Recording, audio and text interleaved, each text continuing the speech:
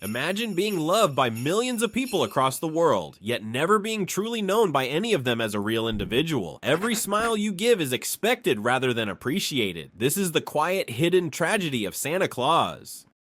Before Santa Claus became a symbol, before the red suit, before the expectations, he was just a child trying to belong. A quiet child, observant, sensitive in a world that rewarded toughness. He wasn't born knowing he would carry joy for millions. He was born wanting to help the people around him, wanting to fix small things, wanting to see others smile because of something he did. As a child, he gave without strategy, without obligation, without understanding that generosity could become a burden. He helped because it felt right. Because kindness gave him purpose, because being useful made him feel seen, and slowly people noticed. They praised him for giving, they encouraged him to be the kind one, they rewarded him when he put others first, they smiled most when he forgot himself. So he learned the lesson early, that love arrived when he gave, that approval followed sacrifice, that being needed was safer than being known. No one asked what he wanted, no one taught him how to receive, no one warned him that a role can grow too large for a child. And that is where the tragedy truly begins. Because Santa Claus didn't start as a myth, he started as a boy who learned that being good meant disappearing for others.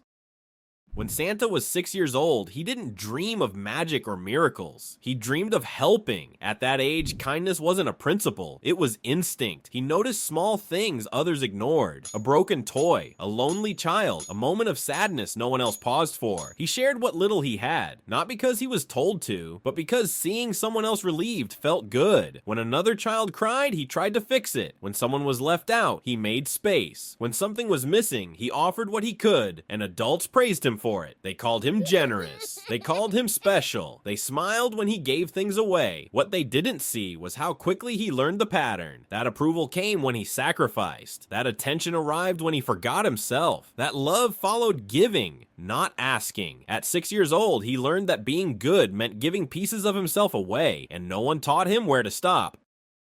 As Santa grew older, his generosity stopped being spontaneous and started becoming expected. People didn't just appreciate his kindness anymore, they relied on it. They came to him for help, for solutions, for comfort, and each time he said yes, the role grew heavier. He learned responsibility before he learned boundaries. He learned sacrifice before self-care. He learned duty before desire. Values formed quietly, that others come first, that rest is secondary, that personal needs are negotiable. He became reliable, dependable, predictable, and predictability turned into identity. By the time he reached adulthood, being generous was no longer a choice. It was who he was expected to be. And expectations don't ask whether you're tired or lonely or overwhelmed. They just grow. Santa didn't wake up one day as a symbol. He grew into it slowly, by always saying yes, by never asking for anything back, by confusing goodness with self-erasure. And that is how a child who loved helping became a man who could never stop. Santa Claus never truly chooses who he is allowed to be. His identity is shaped by centuries of tradition, expectation, and repetition rather than personal growth or self-discovery. He exists as a carefully preserved image passed from generation to generation without alteration. Any trace of individuality disappears beneath the weight of the myth he represents. He cannot change his values, tone, or behavior without threatening belief itself. Even minor evolution feels like betrayal to those who depend on consistency. Growth implies imperfection, and imperfection is forbidden. Personal desires are suppressed before they can even form. The human beneath the costume slowly fades into irrelevance. What remains is a function, not a self. Santa's existence points entirely outward, never inward. He is defined by what he gives rather than by what he needs or feels. His value is measured through joy he delivers but rarely witnesses directly. There is no accepted space for self-interest or personal rest. Every action he takes serves someone else's emotional moment. Happiness becomes an obligation rather than an emotion. Burnout is ignored because it breaks the fantasy. He gives endlessly without expectation of reciprocity. Over time, giving replaces living, and identity dissolves into service.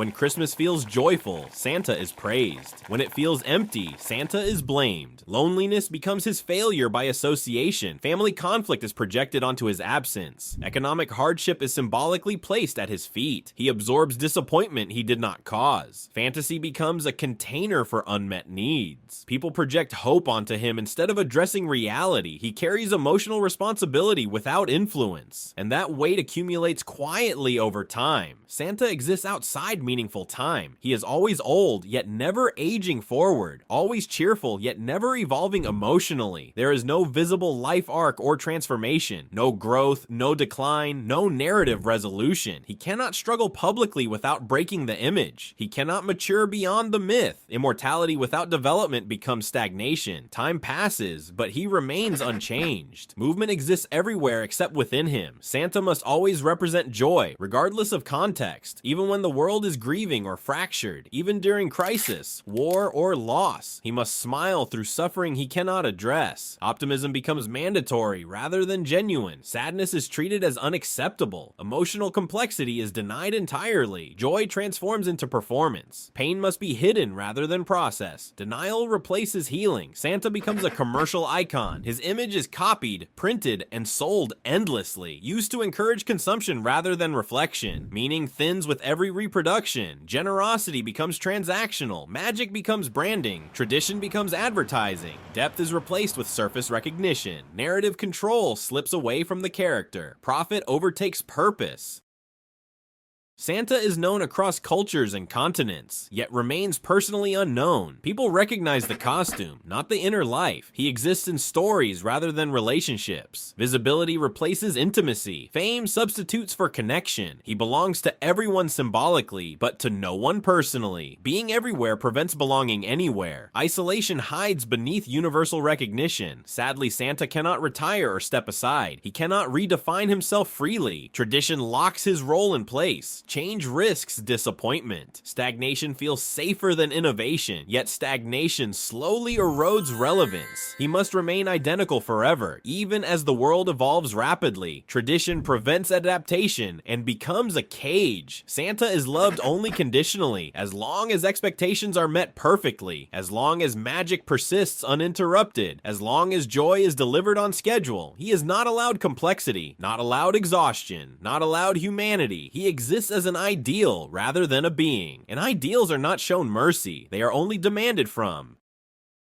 Santa represents generosity without being allowed to receive it. He symbolizes warmth without being permitted rest. He embodies belief without room for doubt. He exists to make others feel less alone, while carrying his own loneliness in silence. He brings joy without sharing it. He comforts without being comforted. He is present everywhere except within himself. That contradiction defines his existence. Santa exists so no one else feels alone, while remaining completely alone himself.